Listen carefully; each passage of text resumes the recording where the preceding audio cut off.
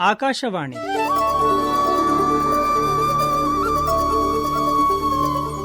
ಮನೋಚಿಂತನ, ಮಾನಸಿಕ ಆರೋಗ್ಯದ ಅರಿವಿನ ಪ್ರಾಯೋಜಿತ ಕಾರ್ಯಕ್ರಮ ಸರಣಿ.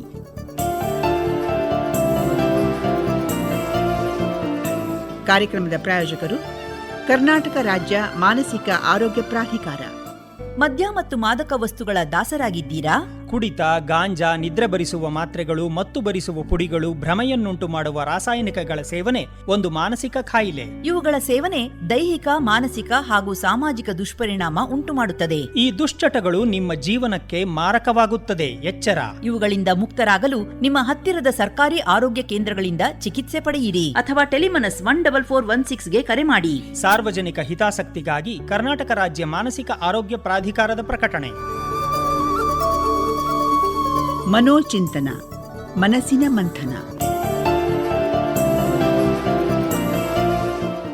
ಕೇಳುಗರೆ ನಮಸ್ಕಾರ.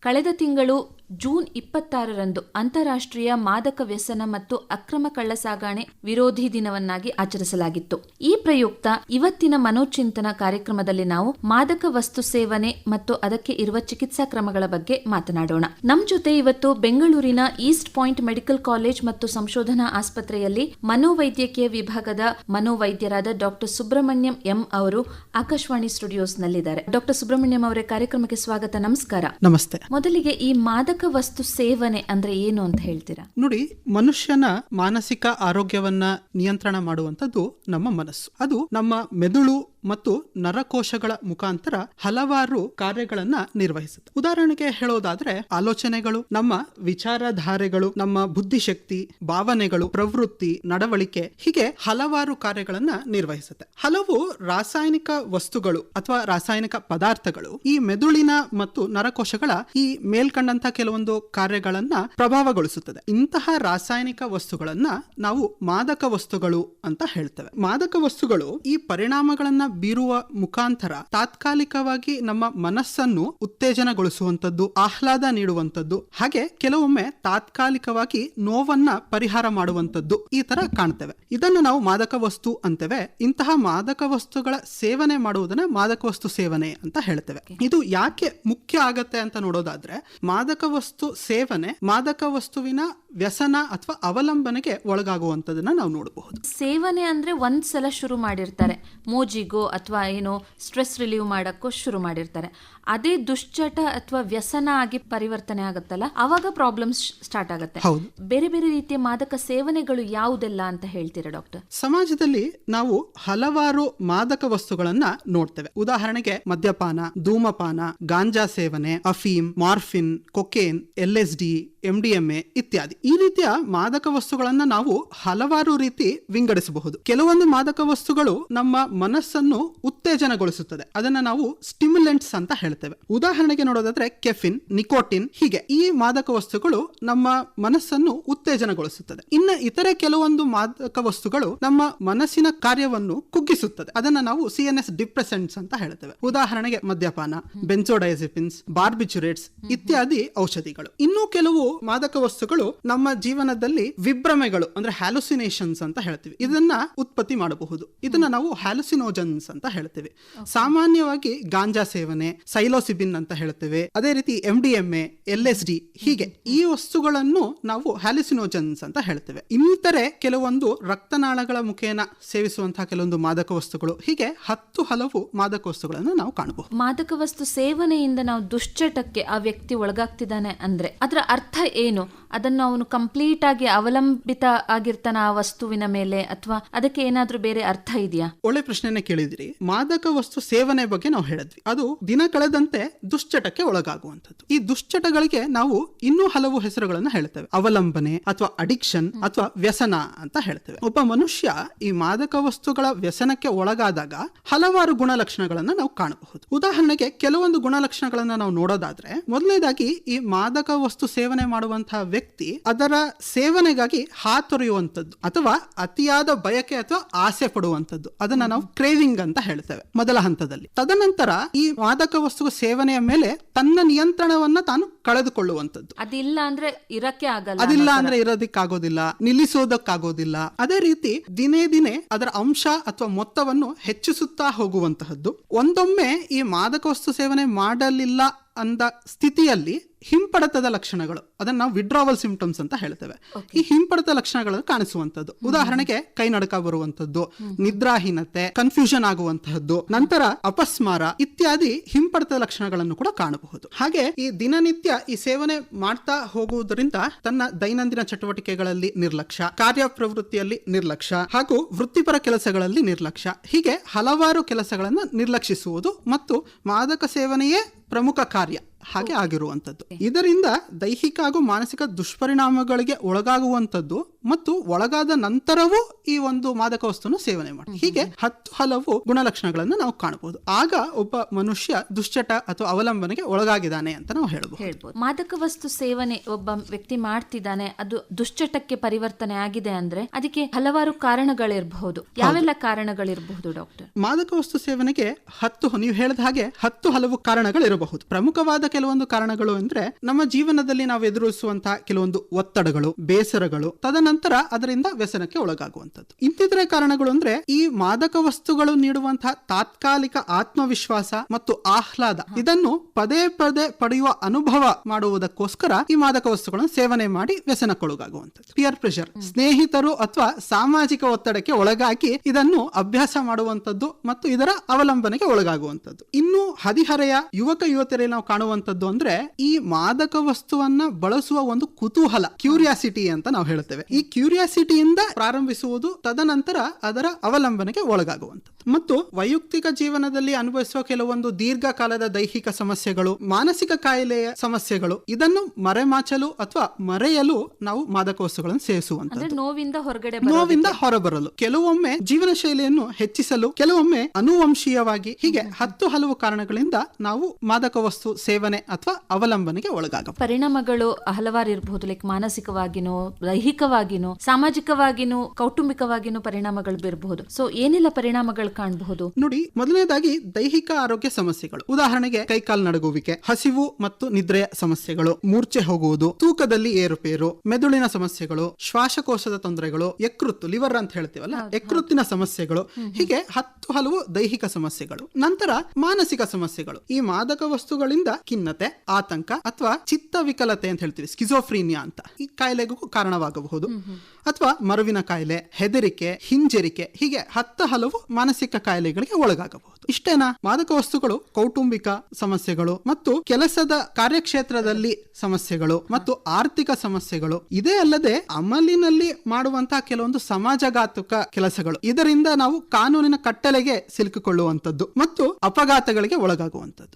ರಕ್ತನಾಳಗಳ ಮುಖೇನ ಸೇವಿಸುವಂತಹ ಕೆಲವೊಂದು ಮಾದಕ ವಸ್ತುಗಳಿಂದ HIV, HCV, ಹೀಗೆ ಕೆಲವೊಂದು ಕಾಯಿಲೆಗಳನ್ನ ಪಸರಿಸುವಂತದ್ದು. ಈ ನೀಡಲ್ ಶೇರಿಂಗ್ ಅಂತ ಹೇಳ್ತೀವಿ, ಗುಂಪಿನಲ್ಲಿ ಸೇವಿಸುವಾಗ ಈ ನೀಡಲ್ ಅನ್ನ ಶೇರ್ ಮಾಡುವ ಮುಖಾಂತರ ಇನ್ನಿತರೆ ಕಾಯಿಲೆಗಳಿಗೆ ಪಸರಿಸುವಂತದ್ದು. ಡಾಕ್ಟರ್ ಸುಬ್ರಹ್ಮಣ್ಯಂ ಅವರೇ, ಈಗ ದುಶ್ಚಟಕ್ಕೆ ಒಳಗಾದ ವ್ಯಕ್ತಿಗೆ ಏನೇನ್ ಚಿಕಿತ್ಸೆಗಳನ್ನ ನೀಡಬಹುದು? ದುಶ್ಚಟವನ್ನು ಕಡಿಮೆ ಮಾಡಲು ಮತ್ತೆ ಈ ದೈಹಿಕ ಮಾನಸಿಕ ತೊಂದರೆಗಳನ್ನು ಕಡಿಮೆ ಮಾಡಲು ಏನ್ ಚಿಕಿತ್ಸೆ ನೀಡ್ತೀರಾ ನೀವು? ಹೆಚ್ಚಿನ ಜನರಿಗೆ ಈ ಮಾದಕ ವಸ್ತು ಸೇವನೆ ಅಥವಾ ಮಾದಕ ವಸ್ತು ಅವಲಂಬನೆ ಇದು ಮಾನಸಿಕ ಕಾಯಿಲೆ ಅನ್ನುವ ಅರಿವಿಲ್ಲ.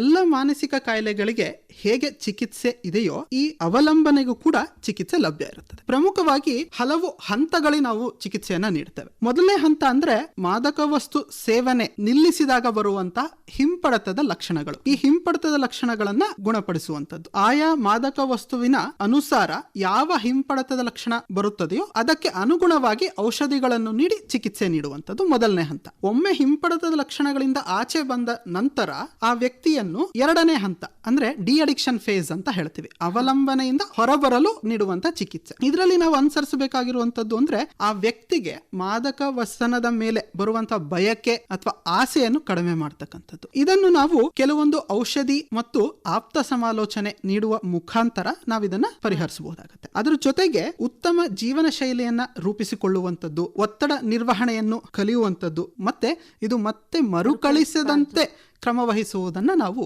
ಮಾಡಬೇಕಾಗುತ್ತೆ. ಈ ಮರುಕಳಿಸುವುದು ಅಂತ ಹೇಳಿದ್ರೆ ಹಂಗಂದ್ರೆ ಏನು ಡಾಕ್ಟರ್ ಸುಬ್ರಹ್ಮಣ್ಯ ಅವರೇ? ಈ ಮಾದಕ ವಸ್ತು ಅವಲಂಬನೆಗೆ ಒಳಗಾಗಿರುವಂತವರಿಗೆ ಒಮ್ಮೆ ನಾವು ಚಿಕಿತ್ಸೆ ನೀಡಿದ ನಂತರ ಹಲವಾರು ದಿನ, ವರ್ಷಗಳ ಕಾಲ ಆತ ಅವಲಂಬನೆಯಿಂದ ದೂರ ಇರಬಹುದು. ಆದರೆ ಹಲವಾರು ಕಾರಣಗಳಿಂದ ಮತ್ತೆ ಮಾದಕ ವಸ್ತು ಸೇವನೆ ಪುನರಾರಂಭಿಸುವಂತದ್ದು, ಅದನ್ನ ನಾವು ರಿಲ್ಯಾಪ್ಸ್ ಅಥವಾ ಮರುಕಳಿಸುವಿಕೆ ಅಂತ ಹೇಳ್ತೇವೆ. ಆಗ ಸಿಂಪ್ಟಮ್ಸ್ ವಿಪರೀತವಾಗಿರುತ್ತೆ. ಹೌದು, ಮುಂಚಿನ ಸಮಸ್ಯೆಗಳಿಗಿಂತ ಈಗ ಸಮಸ್ಯೆ ಅತಿ ಹೆಚ್ಚಿನಾಗಿ ನೋಡುವಂಥದ್ದು. ದುಶ್ಚಟಗಳಿಗೆ ಬಲಿಯಾದ ವ್ಯಕ್ತಿಗೆ ನೀವು ಚಿಕಿತ್ಸೆ ಸ್ಟಾರ್ಟ್ ಮಾಡಿದ್ರೆ ಅದು ಎಷ್ಟು ಸಮಯದ ತನಕ ಚಿಕಿತ್ಸೆ ನಡೆಯುತ್ತೆ? ಉದಾಹರಣೆಗೆ ಈಗ ಮದ್ಯಪಾನ ಅಂತ ನಾವು ನೋಡೋದಾದ್ರೆ ಮೊದಲನೇದಾಗಿ ನಾವು 1 ವಾರ ಅಥವಾ 10 ದಿನಗಳ ಕಾಲ ಈ ಹಿಂಪಡೆತ ಲಕ್ಷಣಗಳ ಚಿಕಿತ್ಸೆಯನ್ನ ನೀಡ್ತೇವೆ. ತದನಂತರ ಈ ಡಿ ಅಡಿಕ್ಷನ್ ಫೇಸ್ ಇದು ಕೆಲವೊಂದು ದಿನಗಳಿಂದ ಕೆಲವೊಂದು ತಿಂಗಳುಗಳ ಕಾಲ ನಡೆಯುವಂಥದ್ದು. ಇದರಿಂದ ಆಗಿರತಕ್ಕಂತಹ ಕೆಲವೊಂದು ದೈಹಿಕ ಸಮಸ್ಯೆಗಳಿಗೆ ಚಿಕಿತ್ಸೆ ಹೀಗೆ ನಡೆಯತಕ್ಕಂಥ ಇದು ಕೆಲವೊಂದು ದಿನಗಳಿಂದ ಕೆಲವೊಂದು ತಿಂಗಳುಗಳ ಕಾಲ ಆಪ್ತ ಸಮಾಲೋಚನೆ ಮುಖಾಂತರ ಮತ್ತು ಔಷಧಿಗಳ ಮುಖಾಂತರ ಚಿಕಿತ್ಸೆಗಳನ್ನು ನೀಡ್ತಕ್ಕಂಥ. ಅದ್ರ ಜೊತೆಗೆ ಆ ವ್ಯಕ್ತಿಯ ವಿಲ್ ಪವರ್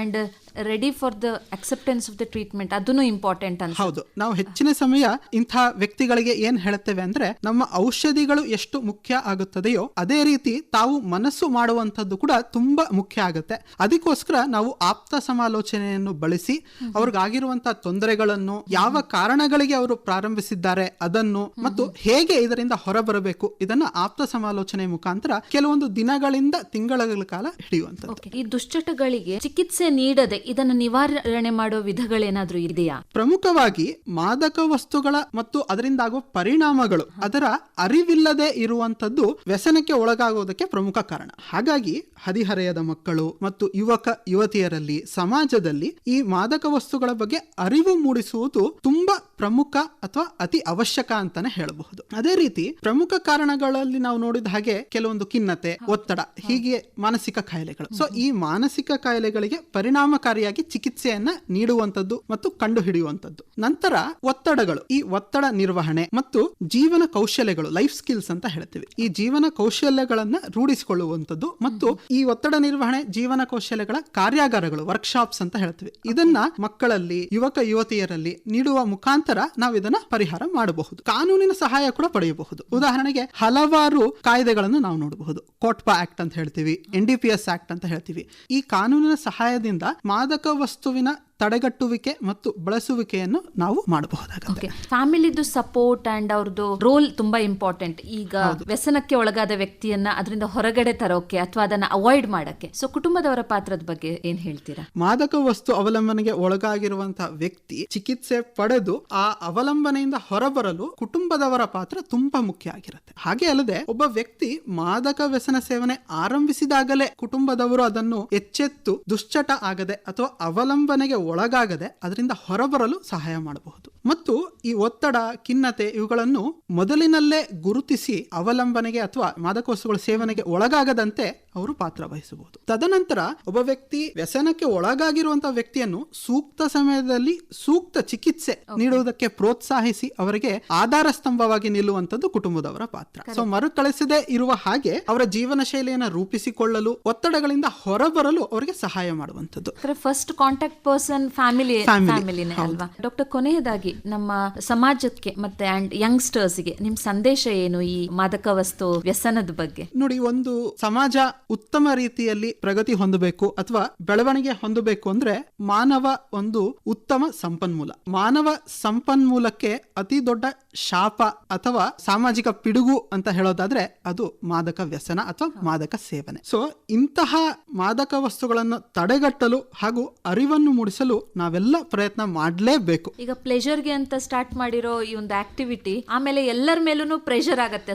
ಅವರ ಪರ್ಸನಲ್ ಆಗಿ, ಫ್ಯಾಮಿಲಿ ಮೇಲೆ, ಸೊಸೈಟಿ ಮೇಲೆ ಅಂತ ಪ್ರೆಷರ್ ಆಗಿ ಪರಿಣಮಿಸುತ್ತೆ. ಹೌದು. ಸೊ ಡಾಕ್ಟರ್ ಸುಬ್ರಹ್ಮಣ್ಯಂ ಅವರೇ, ಇವತ್ತಿನ ಮನೋಚಿಂತನ ಕಾರ್ಯಕ್ರಮದಲ್ಲಿ ನೀವು ಮಾದಕ ವಸ್ತು ವ್ಯಸನ ಮತ್ತು ಅದಕ್ಕೆ ಇರುವ ಚಿಕಿತ್ಸಾ ಕ್ರಮಗಳು ಮತ್ತೆ ಅದರಿಂದಾಗುವ ಪರಿಣಾಮಗಳ ಬಗ್ಗೆ ನಮ್ಮ ಕೇಳುಗರಿಗೆ ವಿವರವಾಗಿ ಮಾಹಿತಿಯನ್ನು ಮಾಡಿಕೊಟ್ಟಿದ್ದೀರಾ. ಕಾರ್ಯಕ್ರಮದಲ್ಲಿ ಭಾಗವಹಿಸಿದ್ದಕ್ಕೆ ಧನ್ಯವಾದಗಳು. ನಮಸ್ಕಾರ. ಧನ್ಯವಾದಗಳು. ಮನೋಚಿಂತನ ಕಾರ್ಯಕ್ರಮದಲ್ಲಿ ಇದುವರೆಗೆ ಮಾದಕ ವಸ್ತು ವ್ಯಸನ ಮತ್ತು ಚಿಕಿತ್ಸಾ ಕ್ರಮಗಳ ಕುರಿತು East Point College of Medical ಸೈನ್ಸ್ನ ಮನೋವೈದ್ಯರಾದ ಡಾಕ್ಟರ್ ಸುಬ್ರಹ್ಮಣ್ಯಂ ಎಂ ಅವರಿಂದ ಮಾಹಿತಿ ಕೇಳಿದಿರಿ. ಇವರೊಂದಿಗೆ ಆಶಾ. ಈ ಕಾರ್ಯಕ್ರಮದ ಪ್ರಾಯೋಜಕರು ಕರ್ನಾಟಕ ರಾಜ್ಯ ಮಾನಸಿಕ ಆರೋಗ್ಯ ಪ್ರಾಧಿಕಾರ. ಮದ್ಯ ಮತ್ತು ಮಾದಕ ವಸ್ತುಗಳ ದಾಸರಾಗಿದ್ದೀರಾ? ಕುಡಿತ, ಗಾಂಜಾ, ನಿದ್ರೆ ಬರಿಸುವ ಮಾತ್ರೆಗಳು, ಮತ್ತು ಬರಿಸುವ ಪುಡಿಗಳು, ಭ್ರಮೆಯನ್ನುಂಟು ಮಾಡುವ ರಾಸಾಯನಿಕಗಳ ಸೇವನೆ ಒಂದು ಮಾನಸಿಕ ಕಾಯಿಲೆ. ಇವುಗಳ ಸೇವನೆ ದೈಹಿಕ, ಮಾನಸಿಕ ಹಾಗೂ ಸಾಮಾಜಿಕ ದುಷ್ಪರಿಣಾಮ ಉಂಟುಮಾಡುತ್ತದೆ. ಈ ದುಶ್ಚಟಗಳು ನಿಮ್ಮ ಜೀವನಕ್ಕೆ ಮಾರಕವಾಗುತ್ತದೆ. ಎಚ್ಚರ. ಇವುಗಳಿಂದ ಮುಕ್ತರಾಗಲು ನಿಮ್ಮ ಹತ್ತಿರದ ಸರ್ಕಾರಿ ಆರೋಗ್ಯ ಕೇಂದ್ರಗಳಿಂದ ಚಿಕಿತ್ಸೆ ಪಡೆಯಿರಿ ಅಥವಾ ಟೆಲಿಮನಸ್ 14416ಗೆ ಕರೆ ಮಾಡಿ. ಸಾರ್ವಜನಿಕ ಹಿತಾಸಕ್ತಿಗಾಗಿ ಕರ್ನಾಟಕ ರಾಜ್ಯ ಮಾನಸಿಕ ಆರೋಗ್ಯ ಪ್ರಾಧಿಕಾರದ ಪ್ರಕಟಣೆ. ರಾಜ್ಯವ್ಯಾಪಿ ಪ್ರಸಾರವಾದ ಈ ಕಾರ್ಯಕ್ರಮ ಆಕಾಶವಾಣಿ ಬೆಂಗಳೂರು ಕೇಂದ್ರದ ಕೊಡುಗೆ.